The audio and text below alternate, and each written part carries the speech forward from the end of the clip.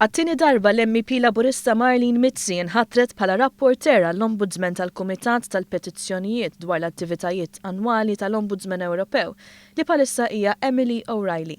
L-Ombudsman huwa korp imparzjali u indipendenti li jinvestiga il-menti taċ-ċittadini Ewropej dwar in-nuqqasijiet tal-istituzzjonijiet Ewropej. Fi kliem ieħor, l-MEP Maltija se jkollha rwol fiż-żamma tar-responsabilità tal-Amministrazzjoni Ewropea għaliex se tkun qed tirrapporta l-laqgħat kollha tal-Ombudsman O Reilly. Fi stqarrija Mizzi qalet illi wara numru ta' laqgħat mal-Ombudsman laqat ir-rapport ta' din is-sena u appoġġjat inizjattivi biex fost oħrajn jingħaqdu l-ħidma tal-istituzzjonijiet u l-ħidma tal-korpi u jkunu indirizzati diversi temi bħal fiduċja taċ-ċittadini fl-Unjoni stess, sfidi bħal dak tal-qatt u Brexit, il-migrazzjoni u s-sitwazzjoni fl-Istati Uniti.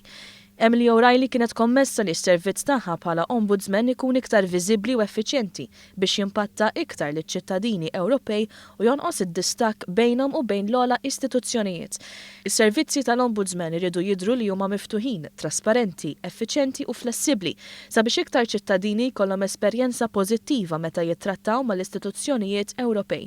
Iċ-ċittadini tal-Unjoni Ewropea jridu jkunu jafu x'inhuma d-drittijiet tagħhom u kif għandhom jużawhom u din hija l-iktar funzjoni importanti tal-Ombudsman li jtejjeb il-komunikazzjoni maċ-ċittadini Ewropej. Temmet tajt Marlene Mizzi.